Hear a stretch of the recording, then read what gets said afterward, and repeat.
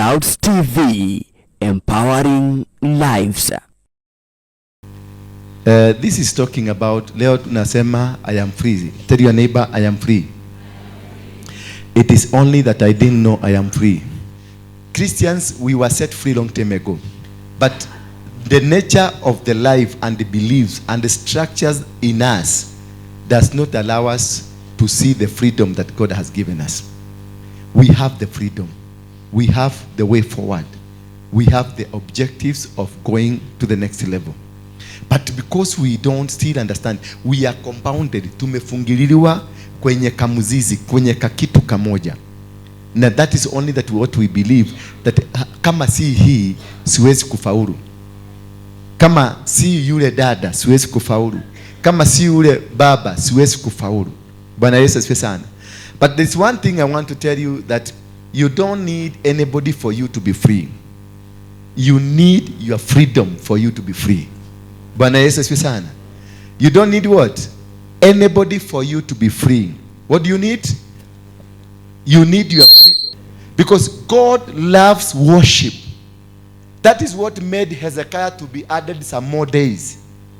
Maana alimwambia Mungu ya kwamba yes, nimesikia ripoti yako kutoka kwa Isaiah that I'm going to die. Lakini akaambia Mungu, remember God, that a grave will never worship you. A dead person will never worship you. But if I am alive, I will be able to worship you. God's food is worship. The food that God eats is what? Worship. That is why David was a man after God's heart, because he knew the heart of God. It is worship. So if a church like this one that is dependent of the Holy Spirit, and the team that worships, the praise and worship team, is not functional, it means we are not going to be functional also. Because we need to prepare the ground for the Spirit of God to have room. We need to prepare ground for God to manifest himself. So the worship that Hezekiah told God, I will not be, when I die, I will not be able to worship you. A dead person cannot worship you. A grave cannot worship you. But if you spare me, I'll worship you. That is the desire of God. Worship. God desires our worship. David was a man that was full of sins. A man that was dirty. A man that never responded well with God. But when it came to worship God, even the righteous one hawakufikia level ya David. And that is what made God to be so happy with this man. He knew this man has done bad thing, but he will always condone him because this man attracted God. Worship brings God closer. Worship turns around things that were so difficult, unpenetratable. The spirits that were stubborn are taken away by the worship. So when you are doing worship, it is very important for you to be so cautious and have the right people for the right job. You rather be alone without the worship, but not have a worship team that is not taking you anywhere. A worship team that it got infighting. A worship team that does not move. This one is doing this, that I can only back up this, I cannot back here. It means that thing is not working. So the devil does not attack the church when the praise team is around. The devil will only attack the praise team because they know the praise team attracts the Spirit of God. So to stop the church from the Spirit of God, they attack the team. They will cause the team to have infighting. They will make the team to have things that you don't understand. And in that process, the entire work of God goes down. The entire work of God does not manifest.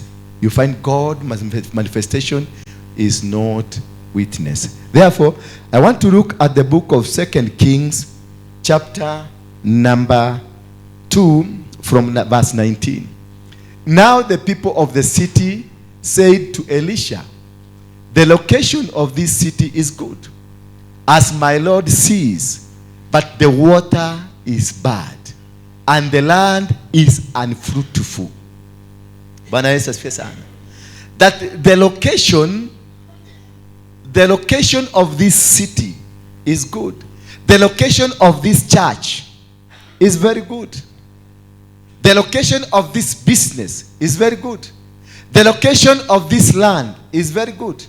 The location of this city, this town is very good. But the water is bad. Water in the spiritual realm is life.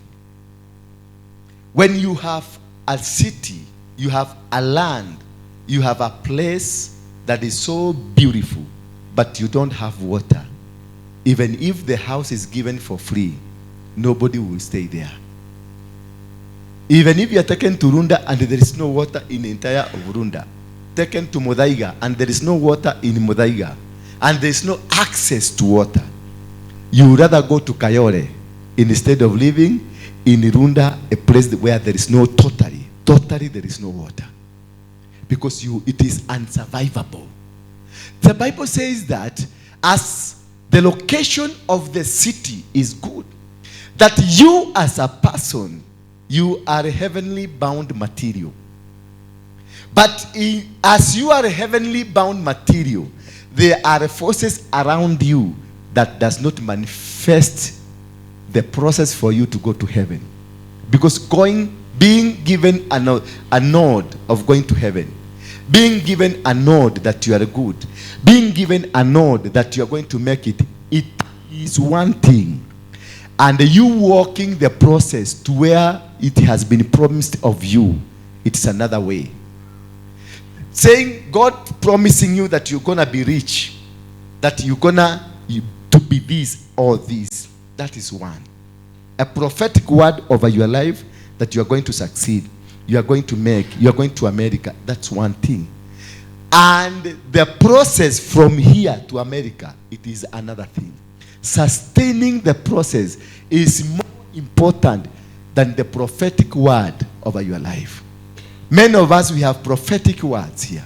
Many of us, we have prophetic word. We are going to become, we are going to win this battle, that you are going to be employed, that you are going to go to abroad, that you are going to be this, you are going to get married, you are going to be this. I can see a wife, I can see this, I can see a husband over your life, but nothing is happening because there is one way to be prophesied for and another way, the process to attain the prophetic word.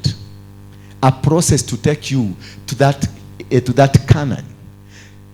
Being told you are going to Canaan, it was a journey of 8 days, walking for 8 days. That is like coming from here to Nyeri for 8 days. But the process of the 8 days was another story. God promising them, I will take you to the land I promised your fathers. That is one story. Another story is the journey itself. They tried for 40 years, but they never made it. The children of Israel, they failed.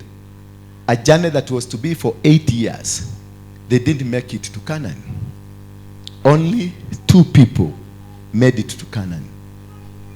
Any other person who came from Egypt, who lived in Egypt, who walked in Egypt, apart from Joshua and Caleb, all other died in the wilderness. Those that were born in the wilderness, those are the only people who managed to go to Canaan. But the rest, including Moses himself, who was carrying the mantle, it didn't work for him. He failed. Bwana Yesu asifiwe sana. It didn't work for him. He failed. Only 2 people. And why these people managed? Can somebody tell me why these people managed? This one thing that made Joshua to succeed and Caleb. When they went there, they found a country that has trees, big trees, animals, many things, and strong men. The 12 of them, they saw the same thing. But 2 out of the 12 had a different spiritual insight of what is happening in that land. 10 had a different spiritual insight, and the 2 have a different spiritual insight. So what made these men to go beyond Canaan? It is because of the spiritual insight.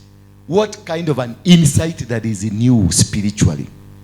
What is this kind of in you about the synagogue that is the insight of the synagogue, the insight of the apostle that you are under? How do you look at him? How do you see him spiritually?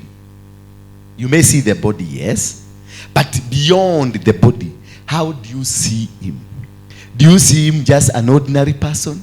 Do you see him like any other man for the TDH? Do you see him like any other person around here? How do you look at him and how do you see him?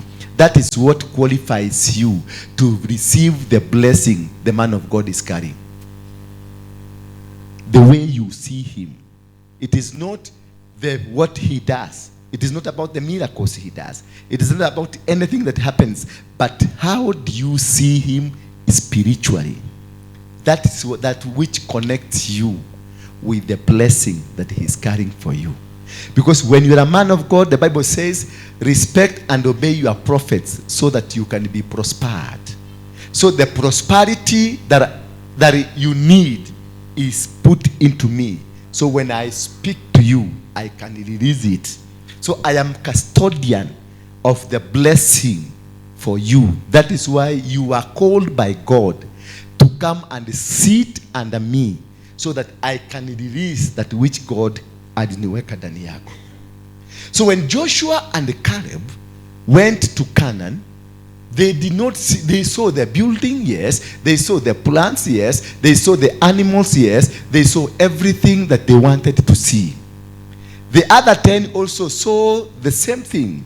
But now, what came out of them spiritually was different. The 10, they saw a defeat. The 10, they saw huge men there.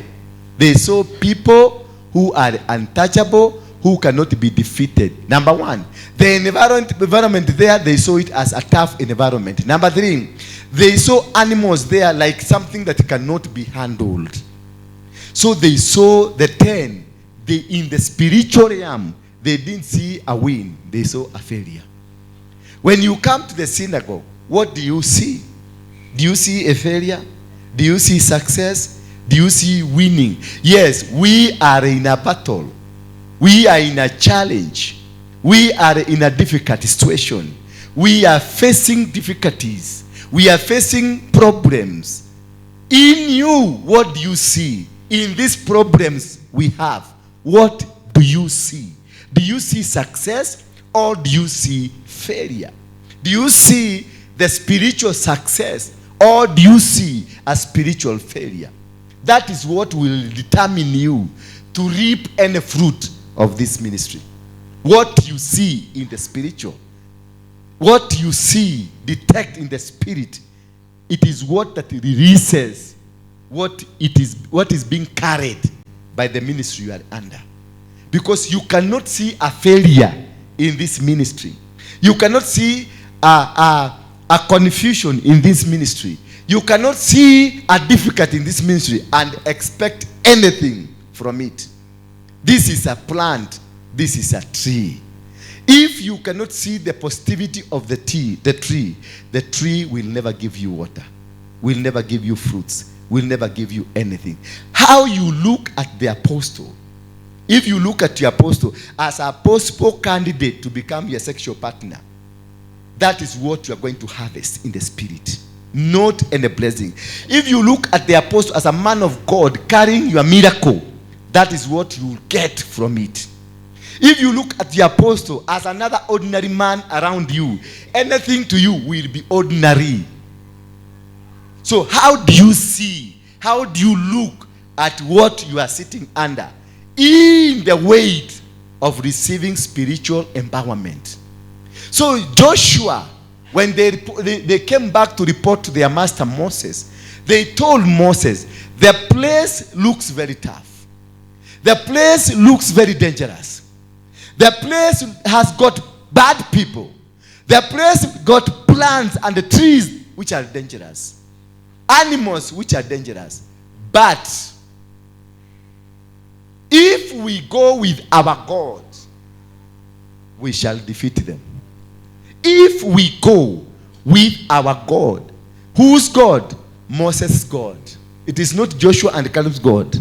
Moses' God. The God that sent Moses. If they were literally telling Moses, if we go with your God, the God we have witnessed, the God we have seen, the God that has done, the God that has done these miracles, the God that conquered the pharaohs, the God that did this, if we go with this God, not with our army, not with our platoons, not with our troops, but if we go with our God, the God that you are serving, the God that we who are serving you that you are serving, if we can go with this God, this battle will be won one day. So the conviction that Joshua and Caleb had, it is what that propelled the children of Israel to go to Canaan. And that's why they were spared not to die in the wilderness, so that they can carry the fire with them to where God wanted them to be. Being a leader in an organization and being a person that has been trusted or entrusted on a mission, it is one way. And another way, the spirit in you to lead that organization. The spirit in you to win or to go through the processes that God wants you to go. That is what makes you win. It is not you being a leader. You can be a leader, but a leader unto stagnation. A leader, but a leader unto destruction. A leader, but a leader unto limitations. You can be a pastor, but full of limitations. You can be a man of God, but full of stagnations. You don't prosper. You don't grow. So, and this is made, can come from that individual leader, but also it can be compounded and made completely difficult by the closest people around that person. Because the closest people around that person can lead to your destruction, can lead to your limitation, can lead to your frustrations. Because many of the frustrations that we get, they come because of what is happening around you. What kind of people that are around you? They normally tell you, give me your friends and I will tell you who you are. Praise be the name of God. So the place, Joshua and Caleb, they were left to see the vision they saw in the first day. So God will give you a leeway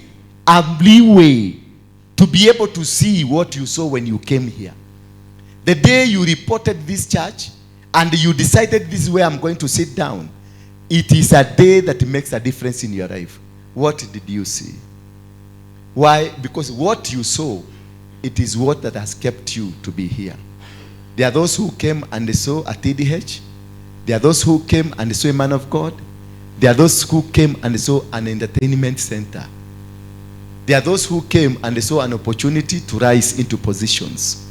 So that is what maintains you. What you saw when you came here, that is what has maintained and will maintain you to be here. So when what maintains to be you to be here, when it expires, you will not even tell us you have gone, because it has expired. If you came here because of a particular business, you will only disappear because the business will not be functional. The point of exhaustion, the point of end of that thing that keeps you here, when it comes to an end, nobody will tell you to go. You will just disappear. Bwana asifiwe sana. Now the people of the city,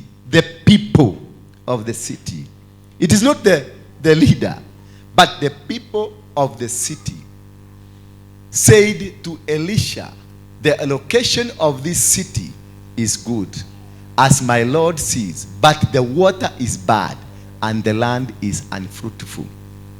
The people may be good in an institution like this one, but the spirit in this institution is bad.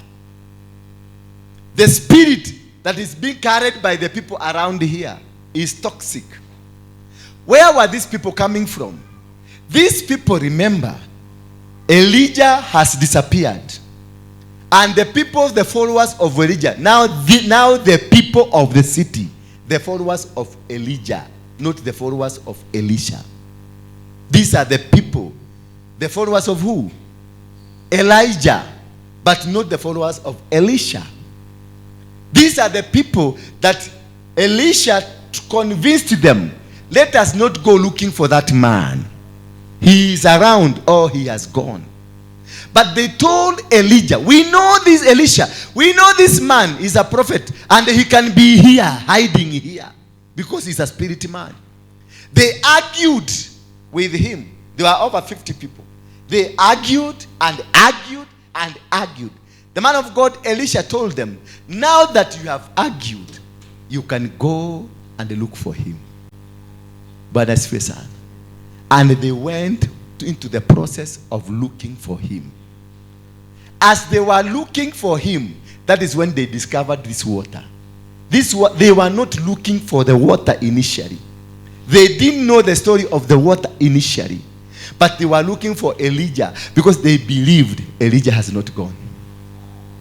So in the process, and as they were looking for Elijah, they discovered a problem. In every situation of your life, there is a problem or there is a situation that will lead you to the beginning of your ministry, to the beginning of the work of God in you, to the beginning of a new arrangement that God has created.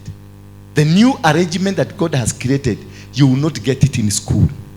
You will not get it in your comfort. You will not get it where you are. You will get it while doing another process. That is when you will discover new. Because that was the moment of the discovery of Elisha and the cutting of Elijah. Then a new ministry to be ushered in, the ministry of Elisha. So what happened? As they discovered, they went back to Elisha, not to report of the finding of Elijah, not to go and report the finding of whereabout of Elijah. They went to report a new challenge. And this new challenge was the foundation of the beginning of Elisha's ministry. So you need a situation in your life. And this is a situation that has brought you here to initiate you into the program of God. When Elisha came, he looked at them. They told him this report, that this place is so good. The people here are good. But the water is not good. The land is unproductive.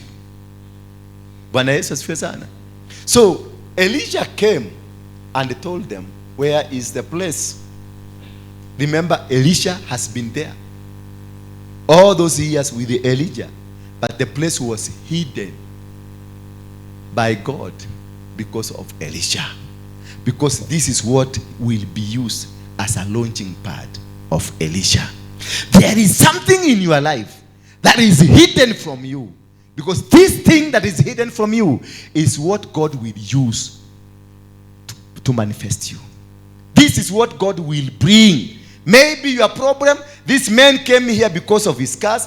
This woman came here because of a problem. This woman came here because of a different problem. This guy came here because of a different problem. And that problem, that challenge that you are going through, it is the stepping stone to launch you to become the process or the product that God wants to use. Elisha, when he came, he didn't look at it as a serious problem. He didn't sit around to ask them, give me the history of this land. No. He came straight to them because they went after him. And when they came with him, what did he say to them? And he said, bring me a new bowl and put salt in it. So they brought it to him. He never explained to them it's for what. He just told them, bring me a new what? Bowl and put salt in it. It doesn't matter whether you sleep or not. We are going to get a new bowl. And the new bowl was brought. The bowl is what? Bakuri. The Bible does not tell us where they went. Which supermarket? Is it Quick Mart? Naivas? Nakumat? They didn't go to the shop to buy the bowl. They even didn't go to the shop to buy the salt. They were told, bring me. When God is about to bring a change in your life, when God is about to bring something in your life, He will never use something that is not within your reach. He only uses things that are within your reach. So that problem, that challenge you have in your life, that is what God wants to use. That stubborn man in your life, that is what God wants to use. That stubborn woman in your life, that is what God wants to use. That stubborn business in your life, that stubborn ministry, that stubbornness, that problem, that challenge that is within you is what God is planning to use to manifest Himself into your life. So He told them, nilete bakuri, wakalete bakuri. They didn't go to supermarket to buy it. They got it from their homes. They then asked, put salt in it. Salt was not bought from the supermarket. It was in their houses. So the bakuri and the salt has been always in that village because they have ever used it. But they didn't know this is a cure for this water. This water has killed people. This water has been unfruitful for many years, not 2 years. But they have been staying with the solution of their problem. All along, they stayed with the solution of the problem. You got the solution of your problem. You got the solution of the challenge you are facing through. But only what you need, it is manifestation of the time and the season of it. Because the salt was there, the water, the bakuri was there, everything. And the people to do the job. Because it is not him that did the job. He only asked them, bring me a new bowl and put salt on it. Then he went to the spring of water and threw the salt into the water and said, thus say the Lord, I have made this water wholesome for now on. That is the only word. Thus says the Lord, that from today henceforth I have made this water whole. Bwana Yesu asifiwe sana. Elijah was there. Elijah was more powerful than Elisha. But God never used him to heal the water. God never used this as a stepping stone for Elijah to grow. But He kept it for Elisha to come so that he can announce him. God is going to use the challenge you are facing to announce you. God is going to use those enemies that are fighting you to announce you. God is going to use that obstacle in your life to announce you. He is going to make you known. He's going to make you win. He's going to make you conquer. Every challenge in your life will be defeated. Not by an outsider. Will be defeated by that which is in your house. Put your hands together for Jesus. Then he went to the spring of the water and threw the salt into it. And they say, thus say the Lord, I have made this water wholesome from now on. Not from now, not for now. From now on. So when God manifests in your life, it is not temporary, but permanent. He makes everything become permanent. So whatever you are going through, when God will manifest into you, when the manifestation of God will visit you, when the visitation of God will come to you, nothing will be left unturned. All stones will be removed for the sake of you. So, from now, so the water has been wholesome to this day, according to the word that Elisha spoke. So, where is the word that speaks over your life? It is the word that changes your life. It is not outside you. It is inside you. So, depending on that external force to help you, it will not help you, but it will end up destroying you. That word that you need to change your life, it is inside you. That word that you need to change your fortunes, it is inside you. You don't go outside you. It is inside you. Speak it. As Elisha spoke, things happen. This word was inside Elisha. He released the power of God that was in him towards the water, and the water changed. So look at yourself. Are you able to speak to this body? Are you able to speak to your business? Are you able to speak to your animals? Are you able to speak to your marriage? Are you able to speak to your life? If you are not able to speak to even a cockroach, then you need total salvation. Because even cockroaches, you don't need dawa ya mende. You need to go and stand before them and tell them, get out of my life. Bwana Yesu asifiwe sana. And this is what I want you to be empowered on. That you have the power to reject the challenge you are facing. You got the power to reject the forces of darkness. You got the power to say no. Not to run away from a situation, but to confront the situation. Because in you, there is an authority. In you, there is a power to subject it, or to subject the problem and subdue it in your life. You are capable to subdue. You are capable to destroy.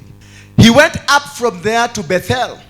And while as he was going up on the way, some small boys came out of the city and they jeered at him, saying, go away, be bald-headed, kiparangoto. Go away, bald-headed. Remember, this is one thing I want to caution you. This man has come out from, just immediately from performing a miracle. Bwana Yesu asifiwe sana. He just came from performing a miracle, meaning the radiancy of the Spirit of God is still revolving around him. So when they said, go away, bald-headed kiparangoto, they found him when he was red hot. Not Elijah that made these people to die. It is not Elisha. But when he came from an altar of destroying an altar that existed in the water. So when that time the Spirit of God was moving like something else, when they abused him, the Spirit of God attacked them. And that is where now it comes. Do not touch my anointed. It is at that time when the Spirit of God is on a high voltage. It will kill you. It will destroy you. When the Spirit of God is with that man, at that time the Spirit is high. That's the most dangerous time to joke around with the man of God. And that is why you are being stopped to get here when I've come from the pulpit. Don't ever want to come when I've come from the pulpit. Or when the man of God has come from the pulpit. Don't just rush there. Mutafute Saturday wenye wakati yako empty. Mupige story. Lakini ukikuja pale nikukasirikia kidogo because you start nagging me. Nikukasirikia lazima utapikutana na motino. Because it is not me that time. I'm not myself. So any word nitaachilia kwako saa hiyo itakuwa na negative impact in your life. It will cause you to cry. It will cause you to make some problems. Problems will come. So these boys, when they saw this man and they came shouting at him, they were hit. And and they were killed. Why? The spirit of God that hit them. Because this man was red hot. So avoid the men of God when they are not in their relaxation. When he turned around and saw them, he cast them in the name of the Lord. Then the 2 she bears came out of the woods and mauled 42 of the boys. 2. What? Only 2 consumed 42. Was that the she bears? No, it is the spirit. That this man was within the spirit, because whatever the altar aliangusha that day, the altar was a many years old altar. When did it come into place?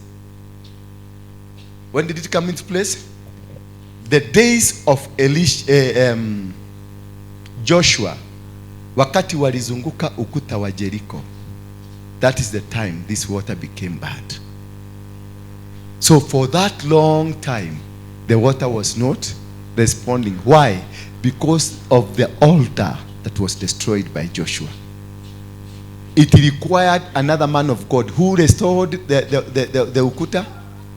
It required a man of God who is higher than Joshua, because Elisha had triple anointing. Is it double anointing or triple anointing? It was a triple anointing. So for this water to be restored, because it is Joshua who said, nobody will be allowed to be in this place anymore. So it required Elisha to be born so that he can come and cancel the words of Joshua. So it is not the salt, it is not a new ball, but the gravity and the anointing that is meant to come and change your fortunes. Kama foundation yako haina madhabahu ya investment, kama foundation yako haina madhabahu ya kusucceed, kama foundation yako haina madhabahu ya kuwin battles ambazo zilitengenezwa na baba yako, ama watu ambao uliwakuta, ama wewe mwenyewe ujitengenezee. Isaac CBD alikuwa nayo. Isaac CBD hata kidogo, lakini Mungu alikuja akamwambia, niko na maagano na baba yako, na katika maagano ambao niko nayo na baba yako unaenda kufaulu. Kwa hivyo misingi ambayo Isaac ilifanya akavuna katika ardhi ambayo ilikuwa imekuwa kavu ni kwa sababu ya madhabahu ya baba yake. Kwa hivyo wewe jiulize, uko na watoto, ni madhabahu gani umewekea watoto wako? Mtu anaitwa Abraham, walikuwa wanapigania na mtoto anaitwa Lutu, a piece of land, because ng'ombe za Lutu zilikuwa nyingi na ng'ombe za Abraham zilikuwa nyingi. So what was happening? That Lutu walikuwa nang'ang'ania malisho, walikuwa nang'ang'ania chakula ya ng'ombe, na wakapigana, wafanyikazi wa Lutu wakapigana na wafanyikazi wa Abraham, until a time ilifika Abraham akasema enough is enough. Na alipomwambia enough is enough, na akamwambia chukua mahali unataka, chukua chochote unataka, because Abraham alirealize ni mimi nimeitwa, si huyu kijana ameitwa.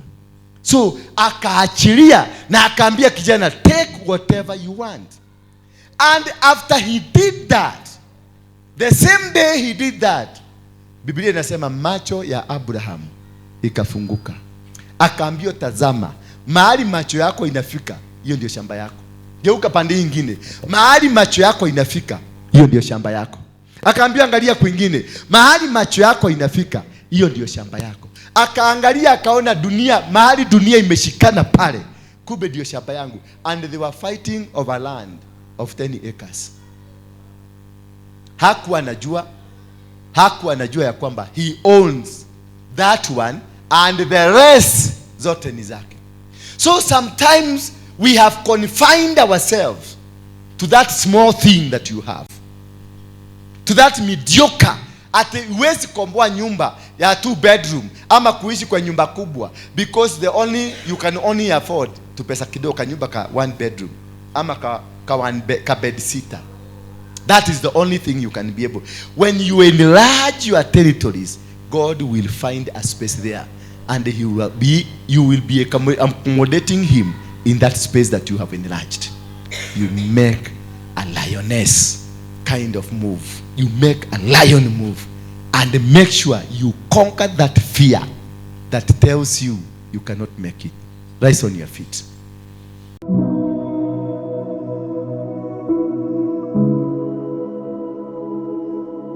Kanisa la Crusaders for Christ chini ya Apostle Ndura Waruinge iliyopo jijini Nairobi wanakukaribisha kwenye ibada mbalimbali. Siku ya Jumatatu ni siku ya maombi hapa kanisani kuanzia mida ya saa 3 asubuhi hadi saa 11 jioni, na siku ya Jumanne imetengwa kwa ajili ya kuonana na Apostle moja kwa moja kuanzia mida ya saa 3 asubuhi hadi saa 11 jioni, na siku ya Jumatano ni siku ya ibada ya ukombozi kuanzia saa 5 asubuhi hadi saa 9 mchana. Siku ya Alhamisi ni siku ya kuonana na Apostle moja kwa moja kuanzia mida ya saa 3 asubuhi hadi saa 11 jioni, na siku ya Ijumaa ni siku ya maombezi hapa kanisani kuanzia saa 3 asubuhi hadi saa 11 jioni. Siku ya Jumamosi kikundi cha ibada na sifa wanakutana kwa ajili ya maombi na maandalizi ya ibada za Jumapili. Siku ya Jumapili ibada ya kwanza inaanza saa 1 asubuhi hadi saa 2 kamili asubuhi, na ibada ya pili inaanza saa 2 kamili hadi saa 4 asubuhi, na ibada ya tatu inaanza saa 4 asubuhi hadi saa 7:30 mchana. Kisha ibada ya ukombozi inaanza saa 9 mchana hadi saa 11 jioni. Vile vile unaweza fuatilia ibada zetu kupitia YouTube channel Bethel Clouds TV, vile vile kwenye ukurasa wetu wa Facebook The Synagogue. Kwa mawasiliano zaidi piga nambari ifuatayo 0722239555 au kwa lugha ya Kiingereza 0722239555. Kumbuka tunapatikana jijini Nairobi, Covey Plaza, meza 9 floor, mkabala na kituo cha mabasi cha Easy Coach, Haile Selassie Avenue. Mungu akubariki unapojiandaa kuabudu nasi.